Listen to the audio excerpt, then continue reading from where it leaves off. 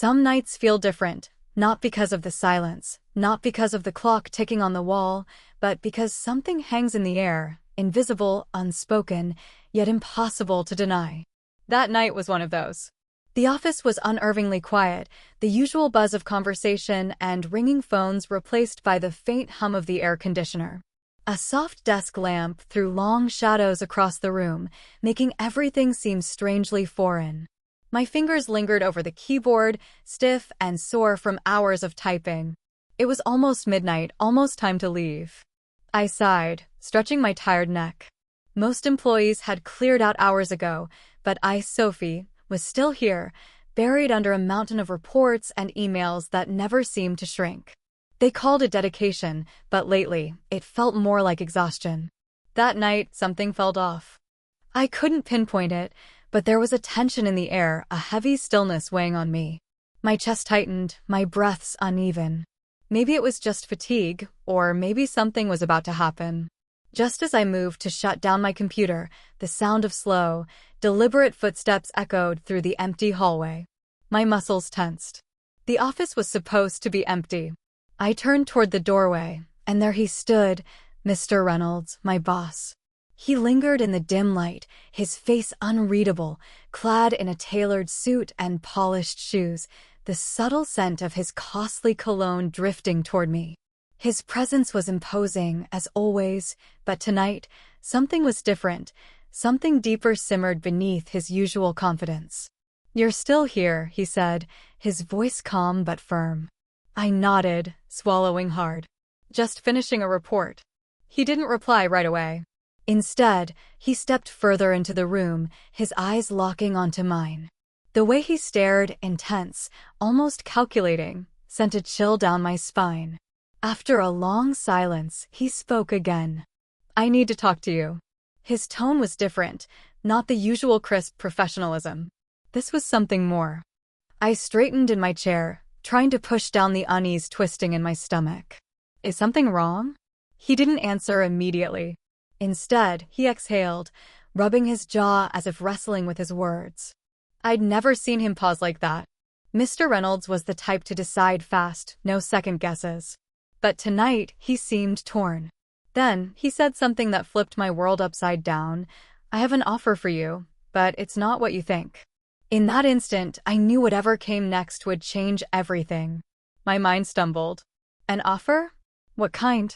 The gravity in his voice, the way his gaze held steady, it wasn't about work. This was bigger.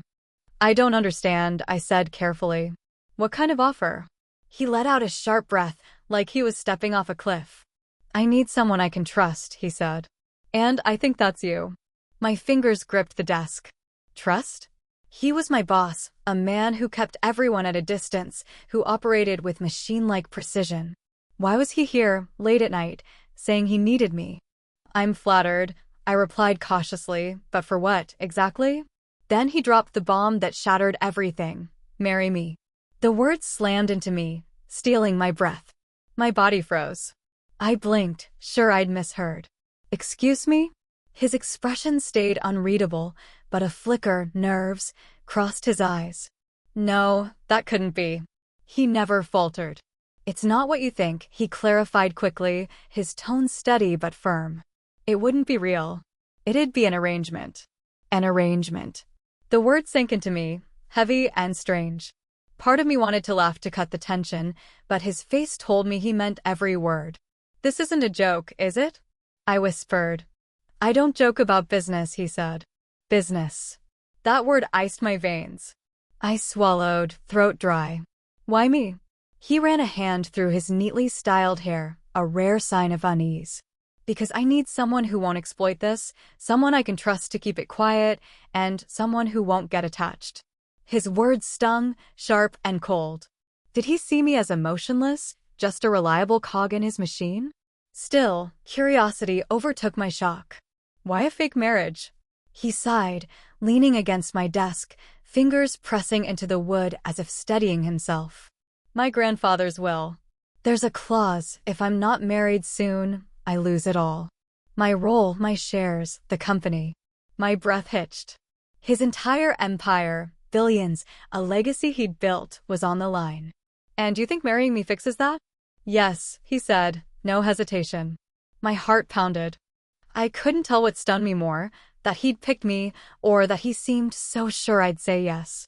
There'd be a contract, he continued. Clear terms. You'd be well paid. Purely professional. A professional marriage. It sounded absurd. I stared at him, looking for any hint of a ruse. All I saw was certainty. This could change your life, he added, voice softening. He wasn't wrong, but was I ready to live a lie for a future I'd never pictured? My pulse raced, the air growing thick and heavy. This wasn't just a late-night talk, it was a turning point that could reshape my life. You want me to marry you to save your company? He didn't blink. Yes. His confidence chilled me. He'd thought this through, weighed every option, and landed on me. Why me? I shook my head, reeling. You're powerful, rich. You could pick anyone. Why me?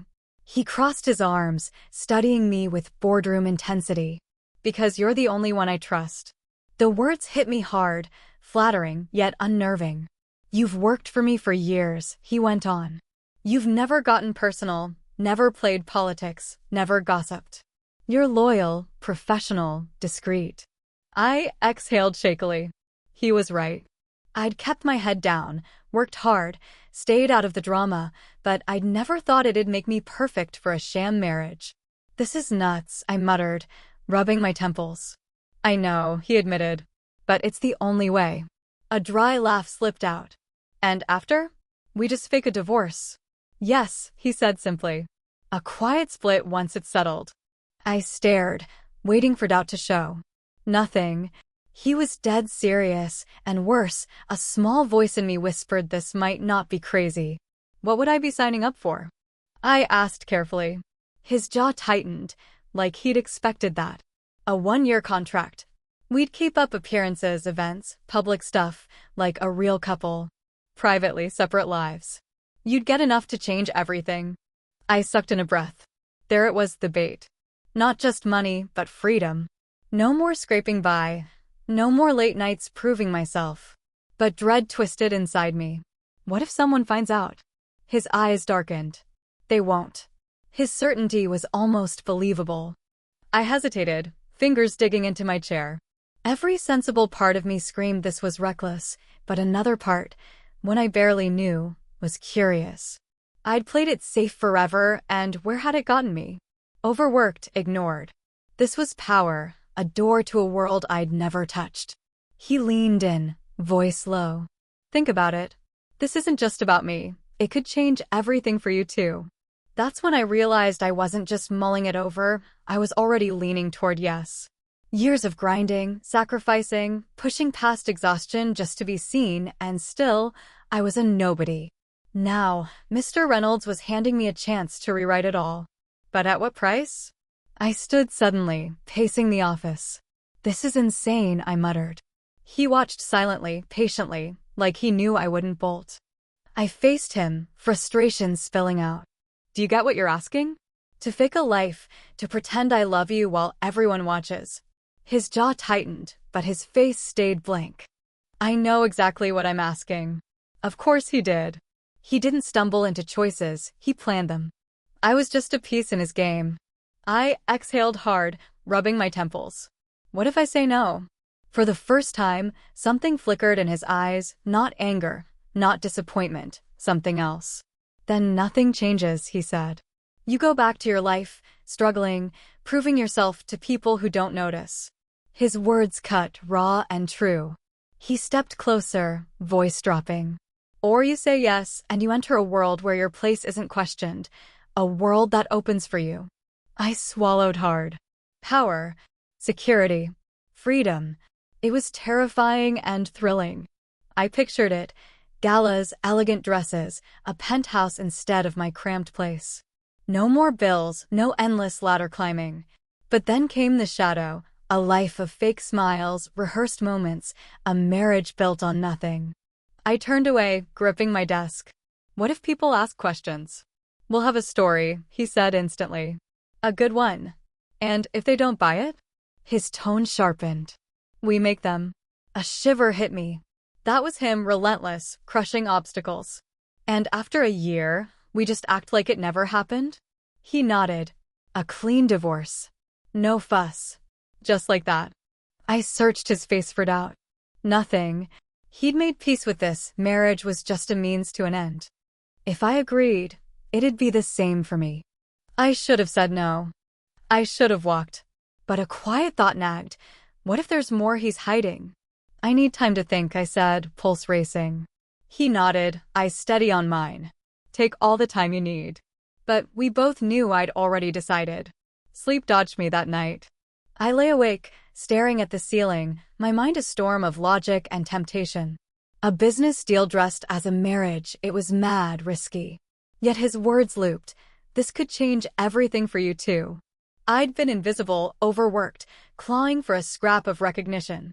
This wasn't a scrap, it was the whole prize. Power, wealth, a name that mattered. But was it worth the cost?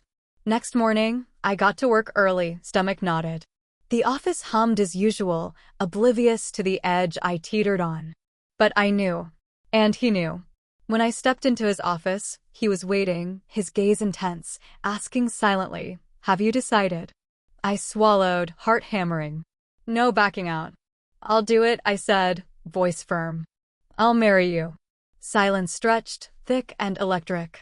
He didn't move at first, just studied me, weighing my resolve. Then he nodded slowly. "Good," he said smoothly. "I'll get the contract ready." Just like that, no hesitation. He'd known I'd agree. I should have felt fear, regret, something. Instead, a strange thrill pulsed through me. I wasn't just stepping into his world, I was claiming it. "Any rules?" I asked, arms crossed. His lips twitched, almost a smile. "Just one." He stepped closer, eyes locking onto mine. "Don't fall in love." A chill raced down my spine. It was a warning edged with something deeper. Yet in his gaze, a flicker beneath the control hinted he wasn't just cautioning me, he was cautioning himself. "That won't be an issue," I lied. The moment I said yes, I knew this wasn't just a deal or a contract, it was a gamble, and I couldn't tell if I'd win or crash. A week later, the contract was signed. 1 year, set terms, a payout that'd set me free. We played the part, public smiles, hand-holding at events, a flawless act. Privately, we were strangers in a shared lie. Months in, though, I saw cracks, his guard slipping, a look held too long, a touch too real. I shoved it down, clinging to the rule, don't fall in love. When the year ended, his company was safe, the will fulfilled. We staged the divorce, quiet, smooth as planned. I walked away with wealth, a new life waiting. Signing the final papers, his eyes met mine, and for once, I saw regret. "Take care, Sophie," he said softly. I nodded, throat tight. "You too, Mr. Reynolds." I left, the lie's weight lifting, but a new one settling in. I hadn't fallen in love. Or so I told myself as I stepped into my future alone.